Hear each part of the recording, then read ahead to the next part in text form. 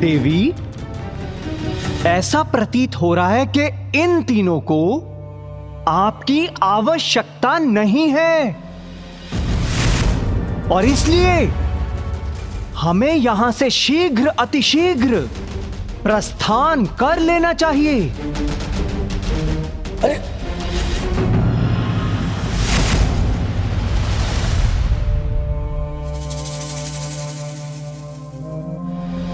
इस सुंदरी के हाथ में जो कुछ भी है उसका एक घूंट पान करने में कोई समस्या नहीं है।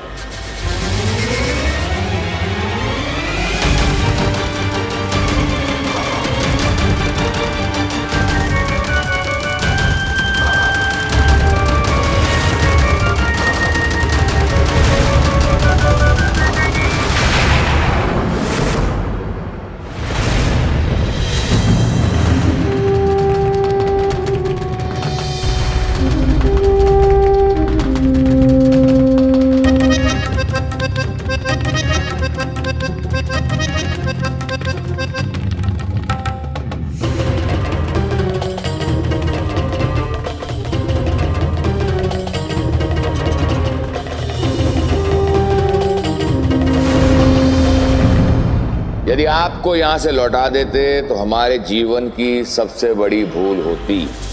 आपने उचित कहा था कि वास्तविक अमृत तो ये है, ये मदिरा, ये सौंदर्य, ये नृत्य, ये आनंद, ये मदिरा। तो आज से भक्ति नहीं, भोग होगा, मदिरा का भोग। आज से यहां पर चरणामृत पान नहीं होगा परंतु मदिरा पान होगा।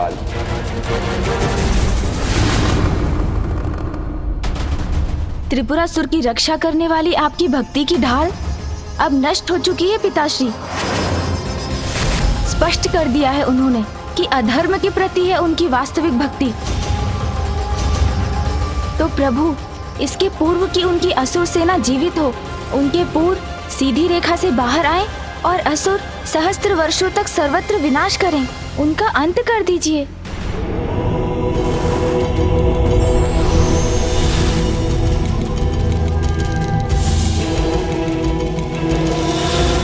प्रणाम त्रिदेव।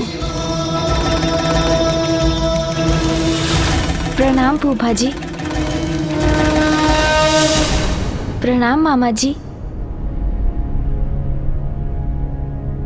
महादेव, गणेश ने बड़ी ही चतुराई से समय रहते उनका सत्योजागर किया है,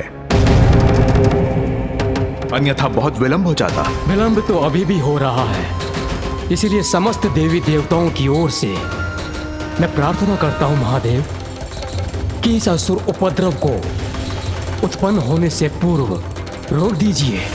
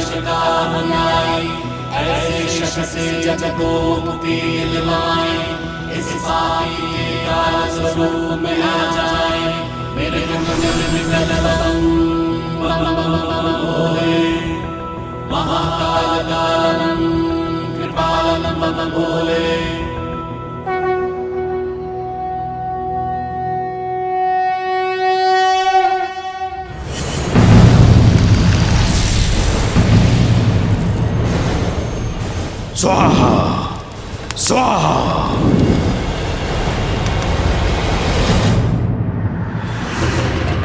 मदिरा लाओ सुंदरी, मदिरा और मदिरा पिलाओ। पिलाओ आनंद, सुंदरी, अति आनंद, नृत्य करो। क्या नृत्य, वाह, आनंद, क्या नृत्य, अति आनंद। मदिरा पी के नृत्य देखने का आनंद ही अद्भुत होता है। इसमें और वाह, डालो मदिरा। वाह सुंदरी, वाह, और मदिरा पिलाओ और नृत्य करो। मेरा कार्य यहाँ पूर्ण हुआ।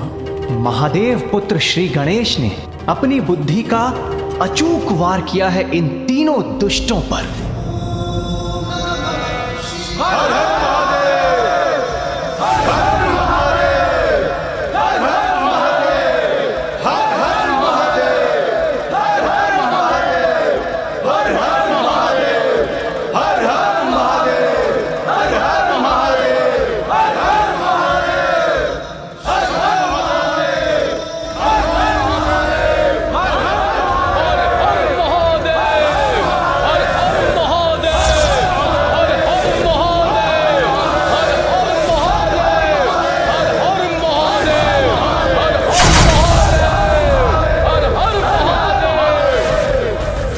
त्रिपुरासुर का वास्तविक चरित्र स्पष्ट हो गया है। उनका कुटिल अभिप्राय भी अब किसी से छिपा नहीं। गणेश के प्रयासों से त्रिपुरासुर का सत्य उजागर हो गया है, इसलिए उनका अंत करने को तत्पर हूं मैं, तत्पर हूं मैं।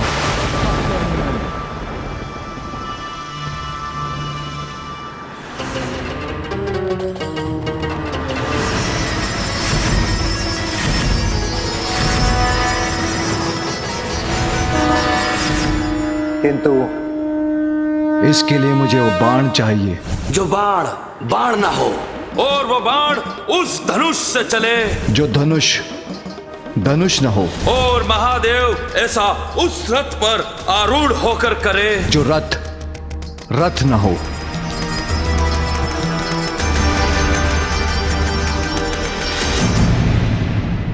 ये सभी कौन प्रस्तुत करेगा?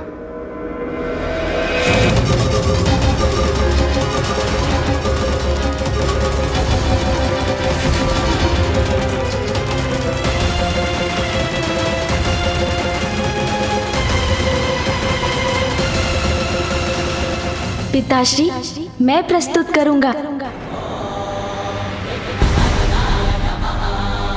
पुत्र, ऐसा रथ, धनुष और बाण कहाँ ढूंढोगे तुम?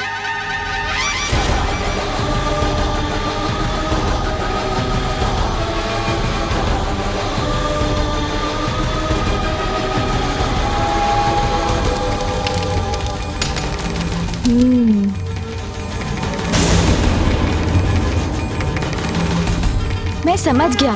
जो रथ रथ ना हो, उस रथ का निर्माण कैसे होगा?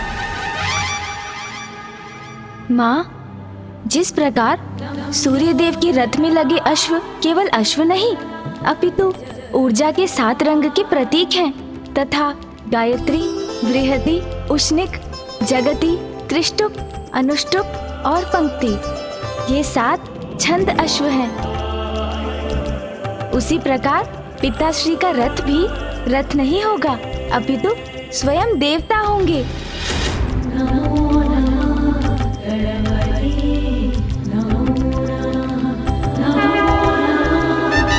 और देवताओं के इस रथ का निर्माण करने के लिए मुझे ब्रह्मांड के सबसे श्रेष्ठ और कुशल शिल्पी विश्वकर्मा जी की सहायता चाहिए होगी।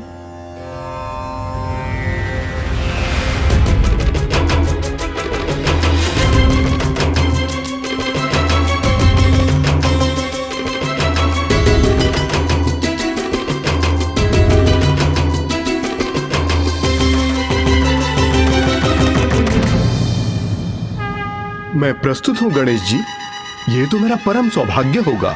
उचित है, फिर सभी का आशीष लेकर हम रथ निर्माण का कार्य प्रारंभ करते हैं।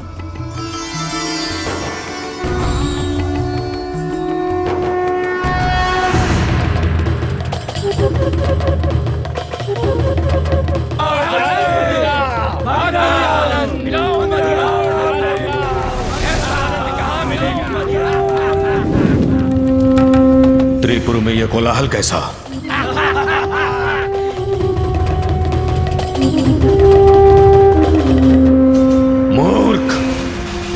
की और प्रतीक्षा नहीं कर सकते थे? अवश्य ही गणेश का छल है ये। मुझे यज्ञ को शीघ्रता से संपन्न कर असुर सेना जागृत करनी होगी। त्रिपुर की रक्षा का मात्र यही उपाय है। ओम भ्रीम भ्राम त्रीम त्राम स्वाहा स्वाहा स्वाहा।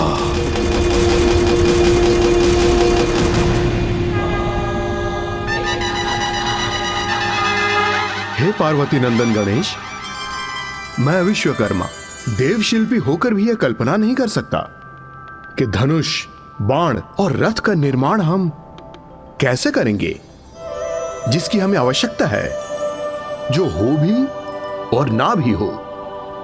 यह कैसे संभव है?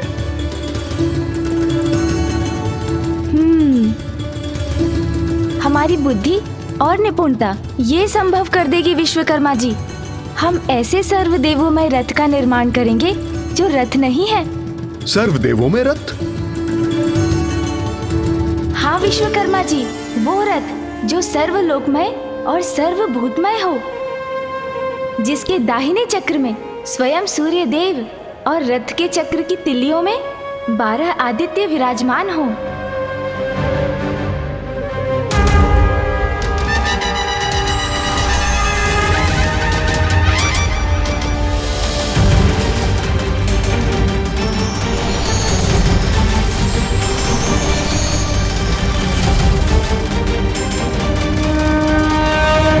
रथ के बाएं चक्र में चंद्रमा हो और उसकी 16 तिल्लियों में चंद्रदेव की 16 कलाएं बसेंगी और सभी नक्षत्र भी रथ के चक्र के साथ साथ चलेंगे।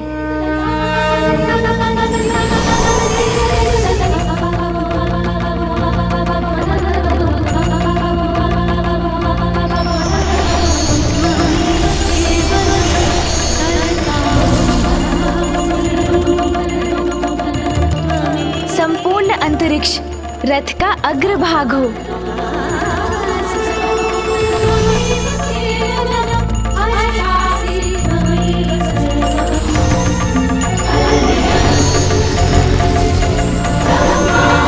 मेरे पिताश्री महादेव के भार को मंदराचल के अतिरिक्त कोई नहीं संभाल सकते, इसलिए रथ के बैठने के स्थान पर मंदराचल हो।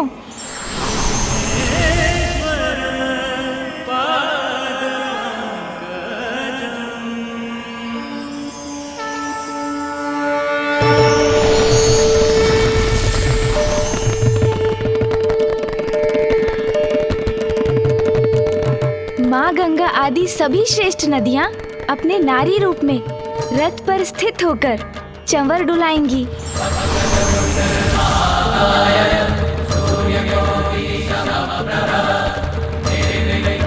चारों वेद उस रथ के 4 अश्व होंगे। वायुदेव रथ के आगे आगे चलकर रणभेरी बजाएंगे।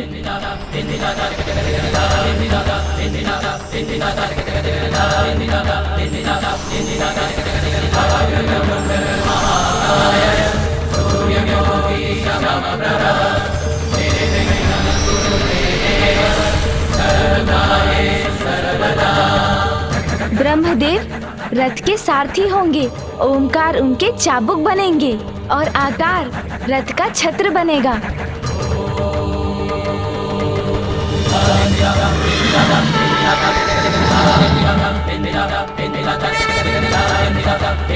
संवत्सर रथ का वेग और मुहूर्त उसकी रस्सी होंगे। स्वर्ग और मोक्ष रथ की ध्वजा। कामधेनु और ऐरावत की पत्नी अब्राह्मु रथ के जुए के अंतिम छोर पर स्थित होंगे और पंचभूत इस रथ के बल बनेंगे।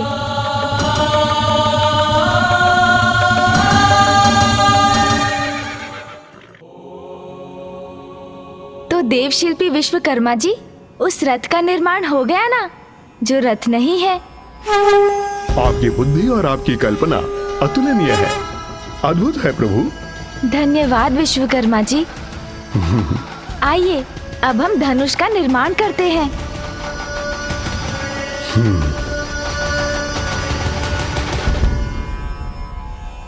नानाजी शैलराज हिमालय धनुष का ढांचा बने और श्रीहरि नारायण के शैया शेषनाग जी उसकी प्रत्यंचा।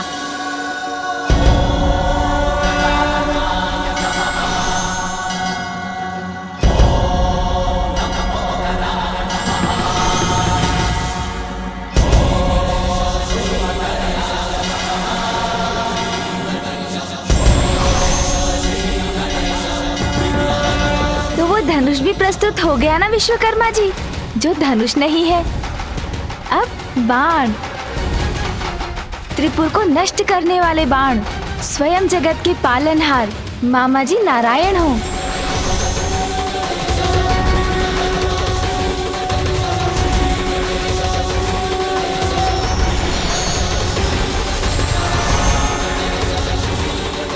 और सभी अपवित्रताओं को मिटाने वाले अग्निदेव बाण की नोक बने।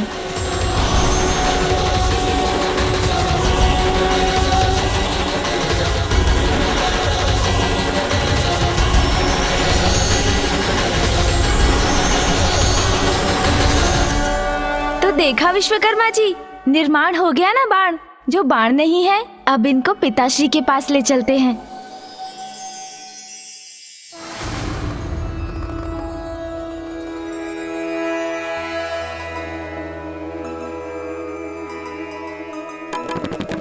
युक्ति त्रिपुर के संहार को लगाए,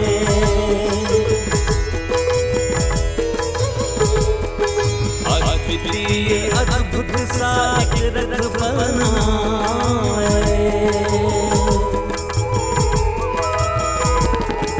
हिमालय व शेषनाग से बना धनुषा, श्री विष्णु स्वयं बाण बन गए।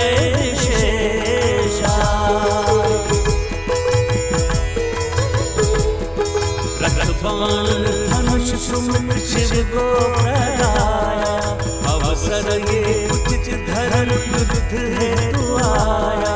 त्रिपुर पराजित ये सब मन में ठाने, क्या होगा परिणाम शंभु ही जाने। पिताश्री, प्रस्तुत है वो रथ जो रथ नहीं है। वो धनुष है ये जो धनुष नहीं, और ये लीजिए वो बाण जो बाण नहीं।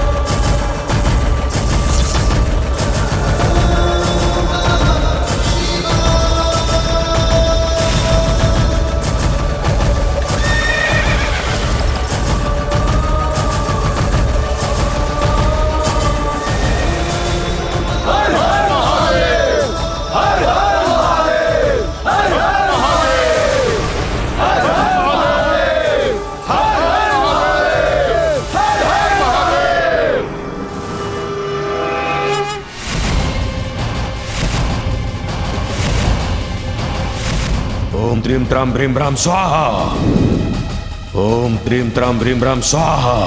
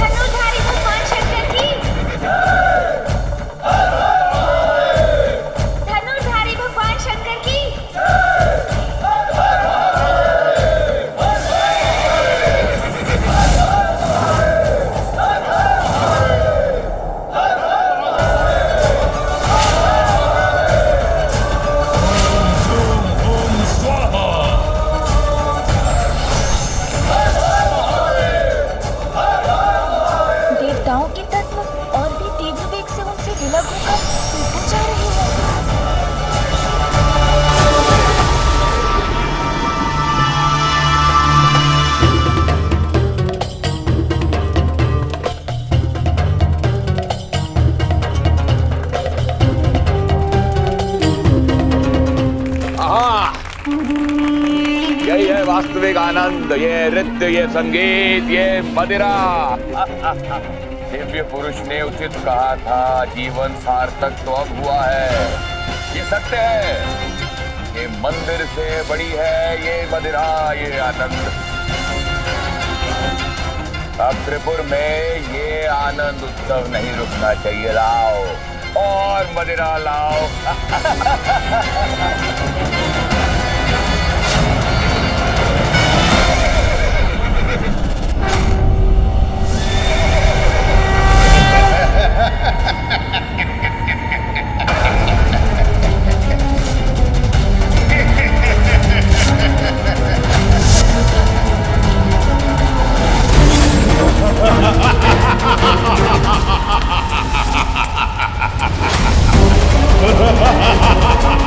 भ्राताश्री, ये काली छाया कैसी है जो त्रिपुर को ग्रसने का दुस्साहस कर रही है? जो भी है हमारे समक्ष आओ, अन्यथा मृत्यु के लिए तैयार हो जाओ।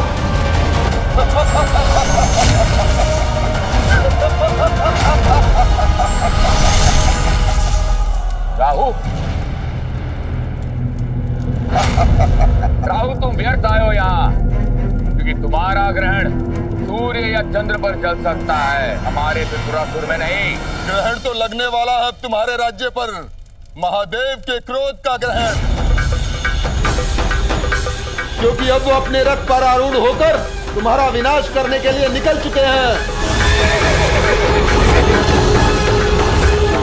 और ये मत भूलो, त्रिपुर भी अब एक सीधी रेखा में आने वाला है।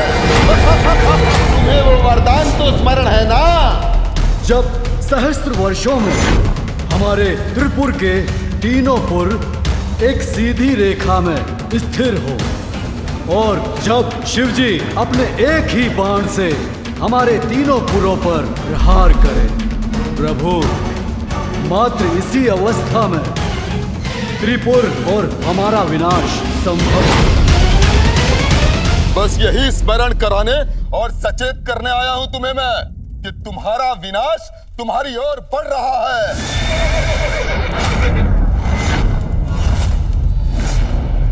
इसलिए मेरे प्रिय असुरों, यदि किसी उपाय से अपनी रक्षा कर सकते हो तो कर लो, क्योंकि बहुत कम समय शेष है तुम्हारे पास।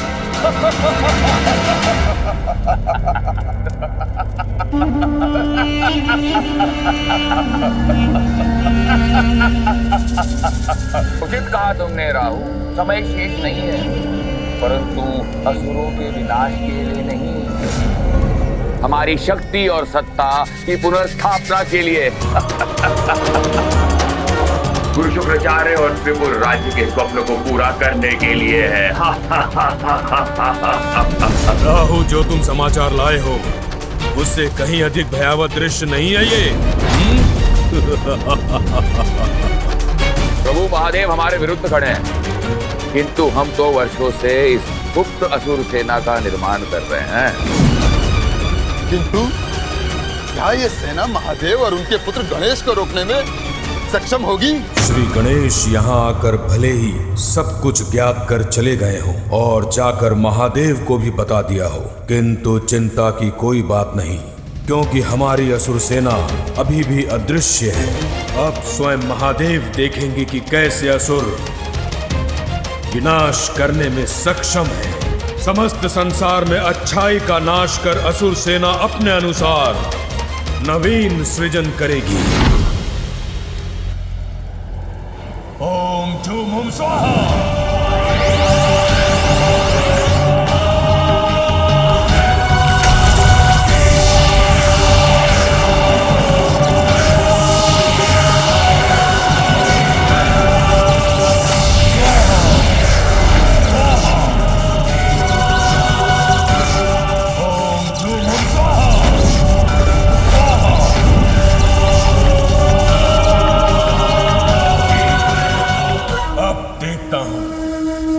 हमारी असुरी सेना से संसार की रक्षा कौन करता है? ओम स्वाहा।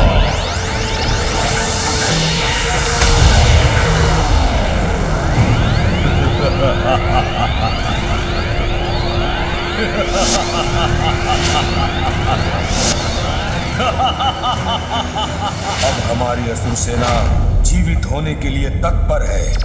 सफल हो गया मैं। पूर्ण हुआ यज्ञ। अब मुझे इस यज्ञ की अग्नि को और प्रज्वलित करने की कोई आवश्यकता नहीं, और ना ही तत्वों की ऊर्जा चाहिए मुझे। तुम्हारे एक आदेश पर यह सेना विनाश करने को तत्पर हो जाएगी। मैंने अपना कार्य कर दिया। अब तुम त्रिपुरासुर अपना कर्तव्य निभाओ। हर हर महादेव।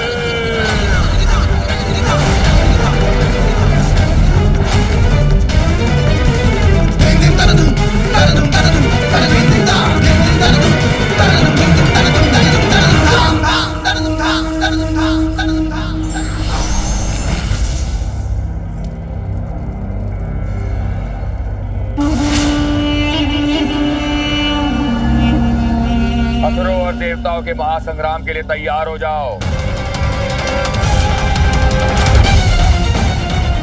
एक ऐसा महासंग्राम जहाँ विजय अवश्य असुरों की ही होगी। सृष्टि का नवीन इतिहास रचेंगे हम असुर।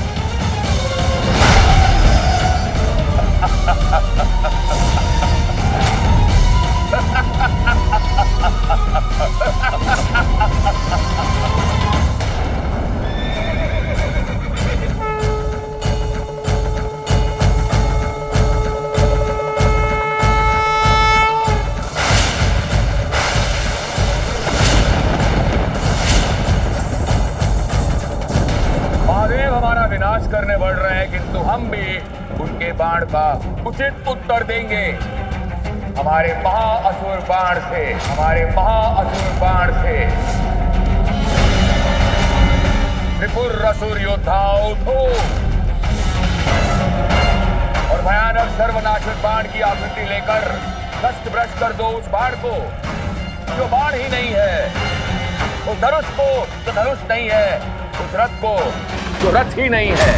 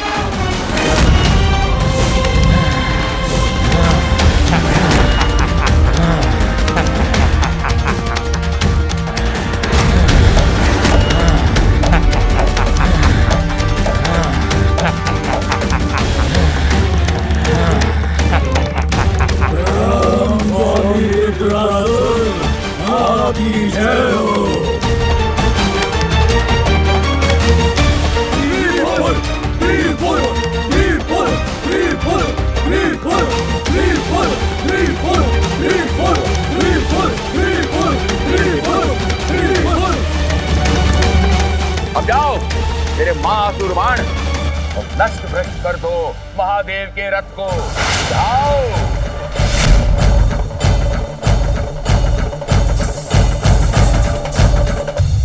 जाओ जाओ।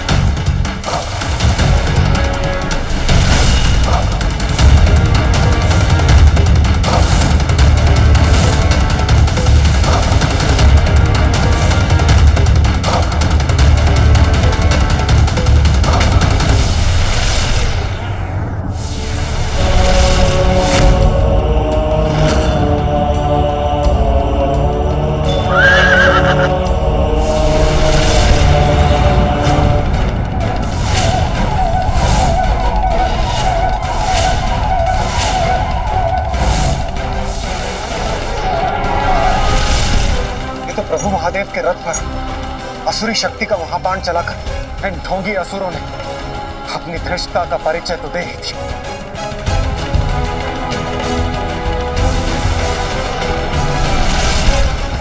उस असुर बाण का तो शीघ्र कोई उपाय सोचना होगा।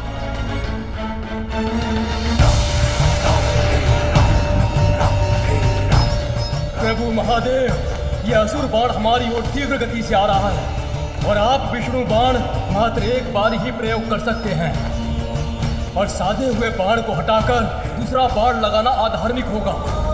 अपनी रक्षा के लिए त्रिपुरासुर ने ऐसा उपाय किया है जिससे हम सब फंस गए हैं।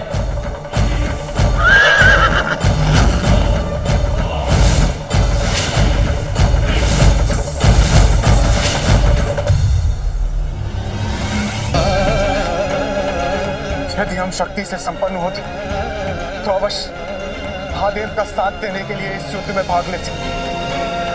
हम क्या करेंगे महादेव, क्या करेंगे?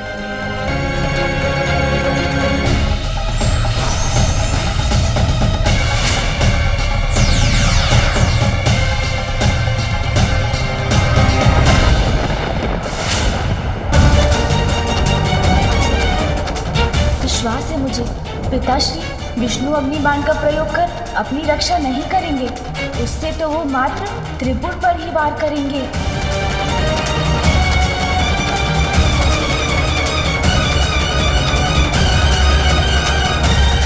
मुझे अभी कुछ करना होगा।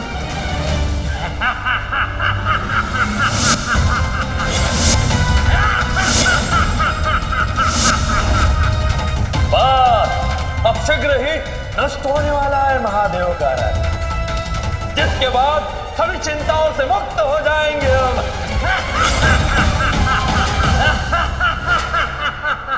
माँ, मुझे पिताश्री की सहायता करने जाने की अनुमति दीजिए।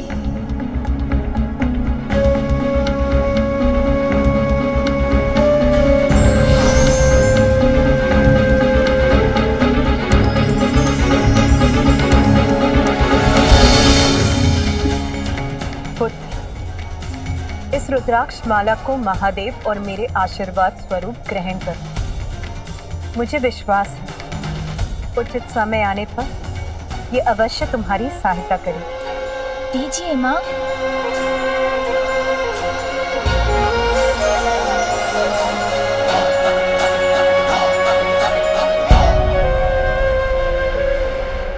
प्रणाम माँ।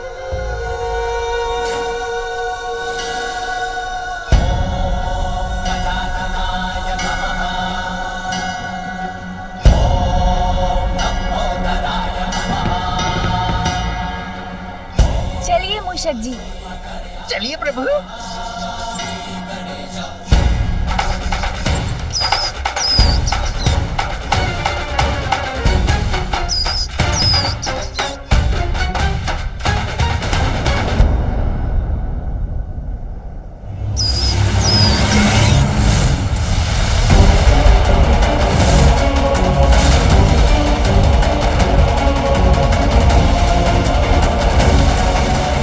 असुर बाण को मैं त्रिपुर को ध्वस्त करने के अपने लक्ष्य को परिवर्तित नहीं करने दूंगा। जब तक त्रिपुर एक सीधी रेखा में ना आ जाए, मुझे विष्णुबाण को इसी प्रकार यथास्थित रखना होगा। कहीं त्रिपुर के सीधी रेखा में आने के पूर्व ही ये असुर बाण हमारे इस रथ से टकरा गया तो सर्वनाश हो जाएगा।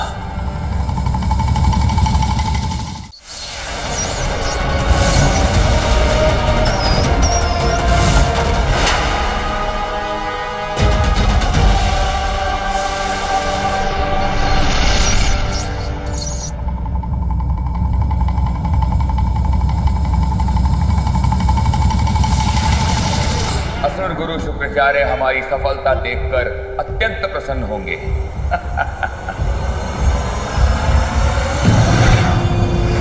सुरक्षित रहेंगे त्रिपुर, नाश होगा महादेव के रथ का और प्रारंभ होगा कभी ना नष्ट होने वाला असुर साम्राज्य। मैं सफल हुआ।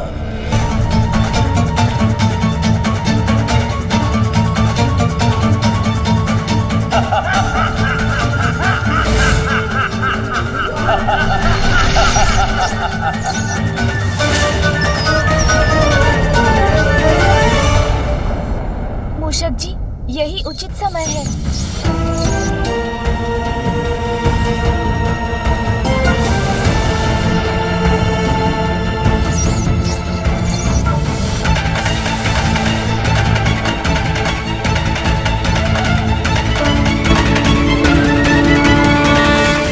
समय के रहते श्री गणेश जी वहां पहुंच भी गए तो वो विशाल काया असुर अस्त्र का सामना कैसे करेंगे?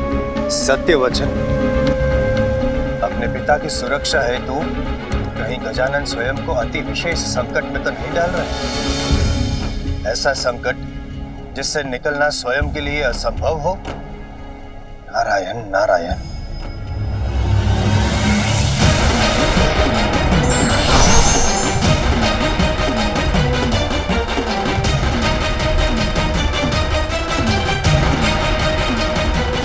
अपना आकार कितना भी बढ़ा ले गणेश, हमारे अपराजय अस्त्र से टकराकर यह अवश्य नष्ट हो जाएगा।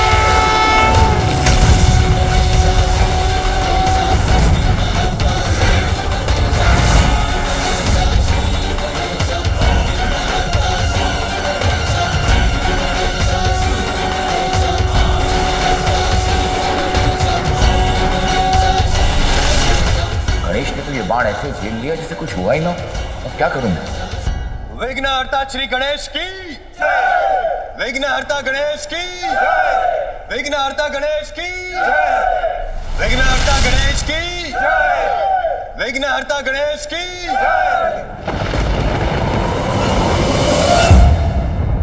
अनर्थ, घोर अनर्थ। गणेश ने तो मेरा ये प्रयास भी विफल कर दिया।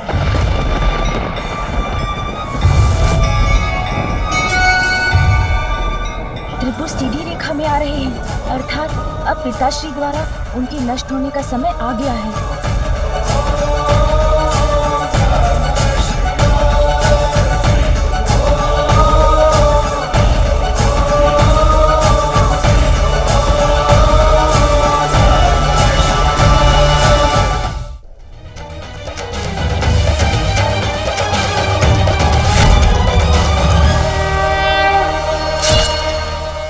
अभी समाप्त नहीं हुआ शिवपुत्र गणेश, तेरी अजय असुर सेना शेष है अभी।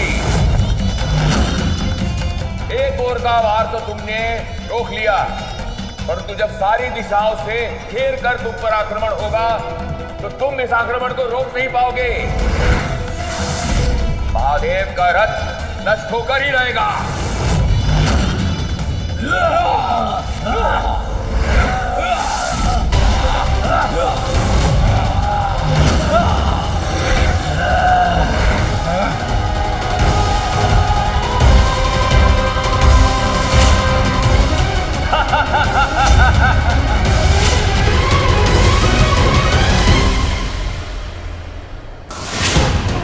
सेना तो अत्यंत भयंकर है। महादेव और प्रथम पूज्य गणेश चारों दिशाओं से आने वाले इन संकट को कैसे रोक पाएंगे?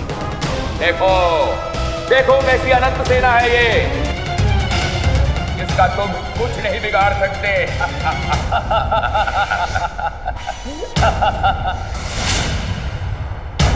विनाश यदि आज होगा तो देवताओं का और अन्य जीवों का, क्योंकि इससे पूर्व ये सभी त्रिपुरे सीधी रेखा में आए, हमारी ये सेना महादेव के रथ को ध्वस्त कर देंगी।